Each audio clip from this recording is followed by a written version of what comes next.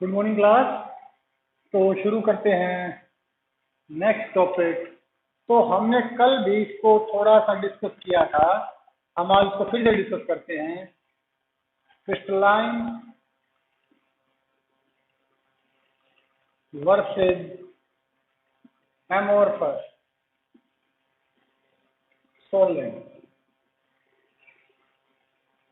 हम डिस्कस करेंगे crystalline versus amorphous solid. तो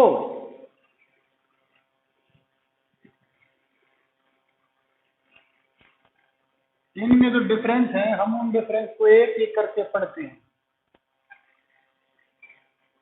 well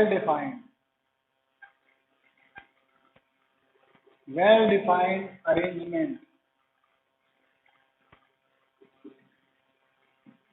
of particles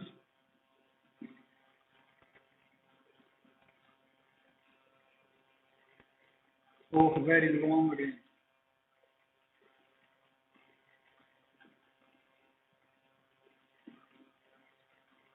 तो इसमें क्या होता है, इसमें पार्टिकल्स का जो अरेंजमेंट होता है वो वेल डिफाइंड होता है और बहुत ही लॉन्ग रेंज ऑर्डर होता है, जबकि no well defined arrangement, no well defined arrangement of particles. तो क्रिस्टलाइन में पार्टिकल्स का वेल डिफाइंड अरेंजमेंट होता है, अमोर्फस में पार्टिकल्स का वेल डिफाइंड अरेंजमेंट नहीं होता। They have short range orders, they have short range orders. इसमें थोड़ी बहुत दूर तक, बहुत छोटा, कहीं किसी पार्ट अवस्था के किसी हिस्से में, किसी पार्ट में थोड़ी बहुत दूर तक हमको पैटर्न मिल सकता है और इनको हम बोलते क्रिस्टलाइट, क्रिस्टलोलाइट। एक होता है आइसोट्रोपी और एनिसोट्रोपी। एनिसोट्रोपी और ये होते हैं आइसोट्रोपी। तो जो क्रिस्टलाइन होते हैं वो एनिसोट्रोपिक होते हैं और जो अमोर्फस होते हैं वो क्रिस्टलाइन होते हैं, नहीं आइसोट्रोपिक होते हैं। तो एनिसोट्रोपी और आइसोट्रोपी क्या होती है? एनिसोट्रोपी और आइसोट्रोपी क्या होती है? तो एनिसोट्रोपी क्या होती है? If the properties of substance like electrical properties, thermal properties, optical activities are same throughout the substance, then this is called isotropy. And if the properties like electricity, electric property, magnetic properties, optical properties, thermal conductance or electrical conductance, इस तरह की properties, if they are not same in all directions, then it is called एनिसोट्रोपी। तो इसका reason होता है, इसका reason आपको बताता हूँ। देखिए, क्योंकि क्रिस्टल में लॉन्ग रेंज ऑर्डर होता है, तो मान लीजिए सॉरी, हम इसको समझते हैं। मान लीजिए ये एक क्रिस्टल स्ट्रक्चर है। लेट अस सपोज ये एक क्रिस्टल स्ट्रक्चर है।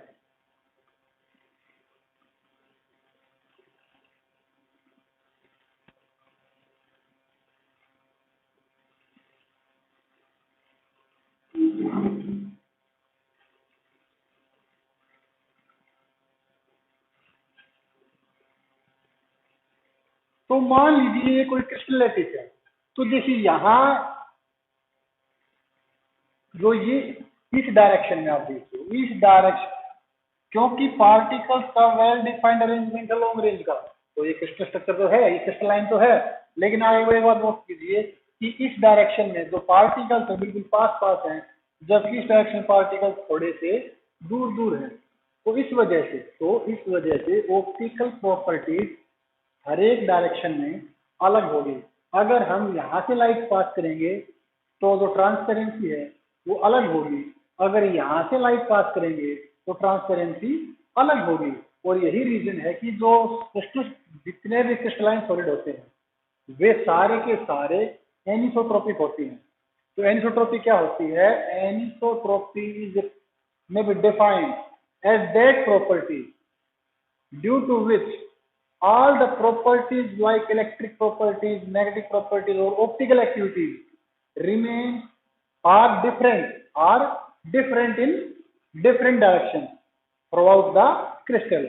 तो जिस ये electric property, magnetic property, optical activity अगर ये अलग अलग हो, अलग अलग डायरेक्शन में, तो इस प्रॉपर्टी का नाम है एनिसोट्रोपी। इसका नाम क्या है?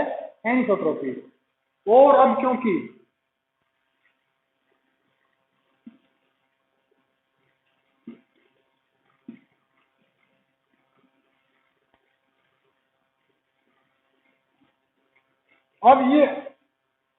अब जो ये स्ट्रक्चर है, मान लीजिए ये किसी अमोर्फस सॉलिड का है और इसमें पार्टिकल्स की कोई भी वेल डिफाइंड अरेंजमेंट नहीं है। तो चाहे लाइट यहाँ से पास करे, चाहे लाइट यहाँ से पास करे, कोई ज्यादा उसके ऊपर अंतर नहीं आना। तो जो क्रिस्टलाइन होते हैं वो सारे एनिसोट्रोपिक होते हैं और जो अमोर्फस होते हैं वो आइसोट्रोपिक होते हैं। क्या होते हैं? आइसोट्रोपिक।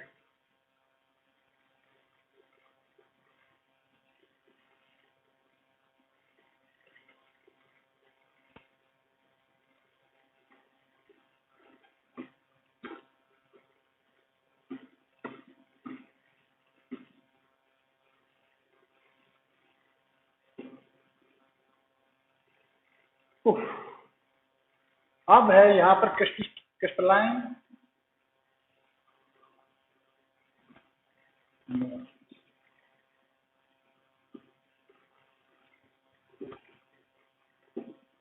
तो एक होता है melting point. Crystalline solids they have sharp melting point.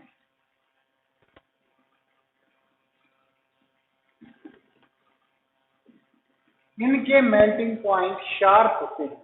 मान लीजिए कोई क्रिस्टलाइन स्ट्रक्चर है, कोई क्रिस्टलाइन सॉलिड है, अगर मैं उसको मेल्ट करूंगा तो एक टेम्परेचर आएगा, एक पार्टिकुलर टेम्परेचर आएगा जब वो सारा सब्सटेंस मेल्ट हो जाएगा।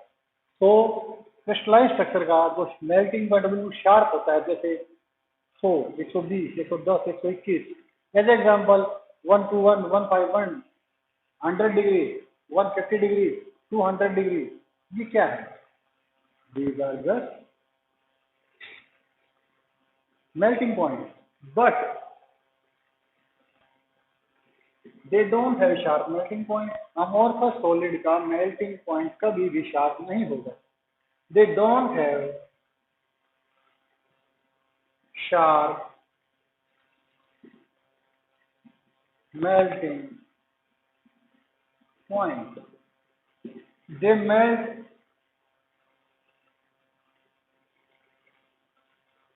on a range of temperature. तो जो अमोर्फस सॉलिड होता है उसका कोई शार्प मेल्टिंग पॉइंट नहीं होता, वो एक टेम्परेचर रेंज में मेल्ट करता है। कैसे? लेट अस सपोज कि हमारे पास ये एक क्रिस्टलाइन सॉलिड था और मैंने इसको गर्म किया,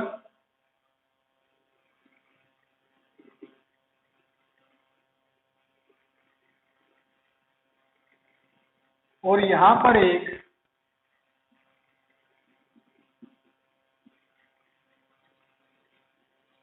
एक अमोर्फस सॉलिड है। क्या है?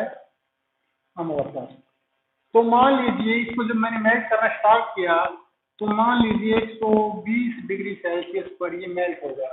ये टोटल का टोटल ही मेल्ट हो गया।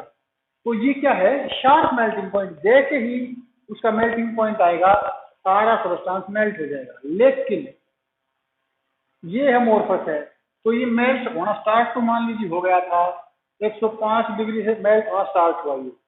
ये 105 डिग्री पर मेल्टिंग स्टार्ट हो गई किसकी?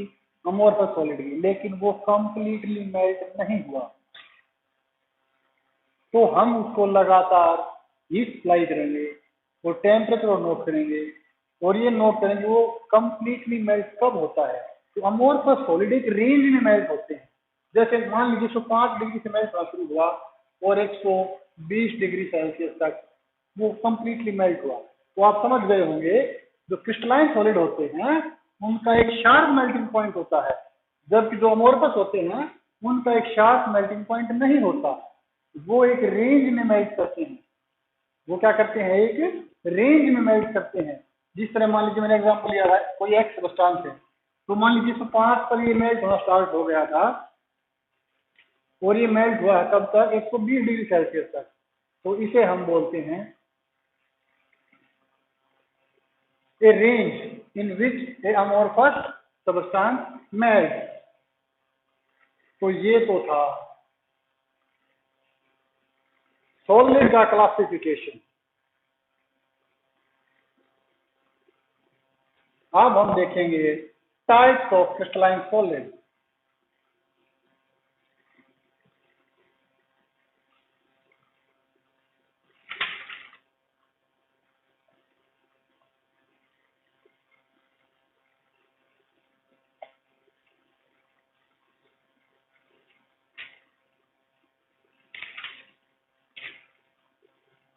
तो पहले हमने पढ़ा सॉलिड क्या होता है। तो सॉलिड हमने पढ़ा क्या होता है। सॉलिड सॉलिड कठोर होता है, रिजिड होता है, डेफिनेट शेप होती है, डेफिनेट वॉल्यूम होती है, डेफिनेट साइज होता है। So solid possess definite shape, definite volume, definite size. फिर हमने देखा सॉलिड दो भागों में डिवाइड हो गया, अमोर्फस और क्रिस्टलाइन। अब क्रिस्टलाइन सॉलिड भी आगे फर्दर डिवाइड किया जा सकता है, काफी सारे पार्ट्स में फर्दर डिवाइड कर सकते हैं। पहला होता है आयनिक सॉलिड, दूसरा होता है कोवेलेंट और नेटवर्क।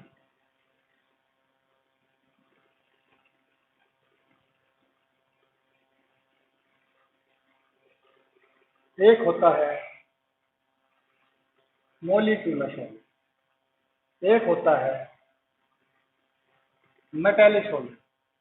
और मोलिकुलर सॉलिड आगे दो भागों में फिर से डिवाइड हो जाएगा। और पहला पार्ट होगा पोलर मोलिकुलर सॉलिड और दूसरा होगा नॉन पोलर मोलिकुलर सॉलिड। तो पहले solid, amorphous, crystalline. Crystalline ionic, covalent, molecular, metallic. Molecular, polar, non polar. तो अब पहले हम देखते हैं कि आयनिक सॉलिड क्या होते हैं। तो हम पहले एक क्रिस्टल स्ट्रक्चर मान लेते हैं। मान लीजिए हमारे पास कोई क्रिस्टल लैटिस है। क्या है ये, कोई क्रिस्टल का स्ट्रक्चर है और ये यहाँ पर ये पार्टिकल्स। तो हमने बताया था कि well defined arrangement of particles होती है। वो आप इसको छोड़ दीजिए, जब हम यूनिट सेल पढ़ेंगे तब इसको डिस्कस करेंगे। आप अभी सिंपल तरीके से मान लीजिए ये कोई क्रिस्टलाइन स्ट्रक्चर है जिसमें पार्टिकल्स की वेल डिफाइंड अरेंजमेंट है। तो अगर ये पार्टिकल आयन हो, पॉजिटिव आयन और नेगेटिव आयन हो, अगर किसी क्रिस्टल में, if in a crystal the constituent particles are ion, then it is called ionic solid. अगर किसी क्रिस्टलाइन सॉलिड में जो कंस्टिट्यूएंट पार्टिकल्स होते हैं वो आयन हो तो हम क्या बोलेंगे उसको, आयनिक सॉलिड। मान लीजिए ये है ए पॉजिटिव, ये बी नेगेटिव, ये फिर बी नेगेटिव, ए पॉजिटिव। तो इस तरह का जो स्ट्रक्चर है वो स्ट्रक्चर जिसमें कंस्टिट्यूएंट पार्टिकल्स आयन हो, पॉजिटिव आयन और नेगेटिव आयन, तो हम उसे क्या बोलते हैं, आयनिक सॉलिड। एक होता है कोवेलेंट और नेटवर्क सॉलिड। कोवेलेंट और नेटवर्क सॉलिड क्या होते हैं? मान लीजिए ये कोई क्रिस्टलाइन स्ट्रक्चर है और इन चारों के बीच में, ये चारों एटम है, लेट अस सपोज ये पार्टिकल्स क्या हैं? एटम। और इनके बीच में कोवेलेंट बॉन्ड है, तो हम इसे बोलेंगे कोवेलेंट सॉलिड या नेटवर्क सॉलिड। और इसका सबसे अच्छा एग्जांपल होता है स्ट्रक्चर ऑफ डायमंड। जो डायमंड होता है वो एक नेटवर्क सॉलिड होता है और इसीलिए वो इतना ज्यादा कठोर भी होता है।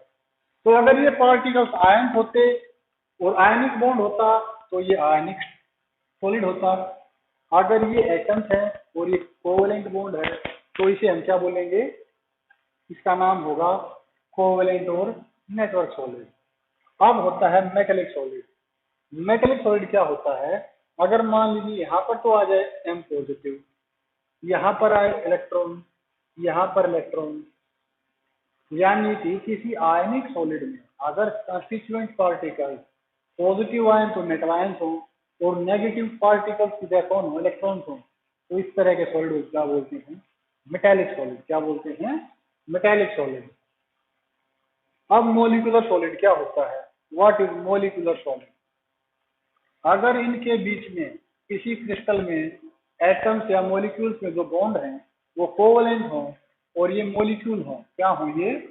ध्यान रहे, कोवलेंट और मोलिकुलर सॉलिड तकरीबन तकरीबन एक ही चीज है, लेकिन कोवलेंट और नेटवर्क सॉलिड में जो पार्टिकल्स थे वो एटम्स थे, जबकि मोलिकुलर सॉलिड में ये जो पार्टिकल्स होंगे ये हमेशा मॉलिक्यूल्स ही होंगे। So, if in a crystal structure, the constituent particles are molecules and they are bound by molecular bonds, then it is called molecular solid. Covalent bonds. If in a crystal structure, the constituent particles are molecules and they are bound by a covalent bond, then it is called molecular solid or non-molecular solid। और molecular solid दो तरह का होता है, polar solid और non polar. तो polar कौन सा होता है और नॉन पोलर कौन सा? If the molecules if in a crystal structure the molecules are polar. मैंने पहले ही पढ़ा है कि मोलिक्यूल्स दो तरह के होते हैं, पोलर मोलिक्यूल और नॉन पोलर। अगर किसी मोलिक्यूल में पॉजिटिव और नेगेटिव चार्ज सेंटर एक जगह पड़ी हो तो वो होता है नॉन पोलर। क्या होता है वो? Non polar. अगर किसी में पॉजिटिव चार्ज का सेंटर और नेगेटिव चार्ज का सेंटर अलग अलग हो तो उसे हम बोलते हैं पोलर। क्या बोलते हैं? पोलर। तो ये था हमारा आज का टॉपिक। हमने पढ़ा है सॉलिड क्या होता है। सॉलिड वह अवस्था होती है जहां पदार्थ कठोर होता है, डेफिनेट शेप होती है, डेफिनेट वॉल्यूम होती है, और उसके बाद इसके दो क्लासिफिकेशन, क्रिस्टलाइन और अमोर्फस। फिर क्रिस्टलाइन के क्लासिफिकेशन चार, आयनिक, कोवलेंट, मोलिकुलर, मेटेलिक। फिर मोलिक्यूल दो जगह है, polar and non polar. Polar कौन से होते हैं? वे मोलिक्यूल जिनमें पॉजिटिव चार्ज सेंटर और नेगेटिव चार्ज सेंटर एक ही जगह पर हो, वे नॉन पोलर। और अगर किसी मोलिक्यूल में पॉजिटिव चार्ज सेंटर अलग जगह हो, नेगेटिव चार्ज सेंटर अलग जगह हो, तो इस टाइप के मोलिक्यूल्स को हम क्या बोलते हैं? पोलर। तो ये था हमारा आज का, बाकी हम कल डिस्कस करेंगे। Thank you.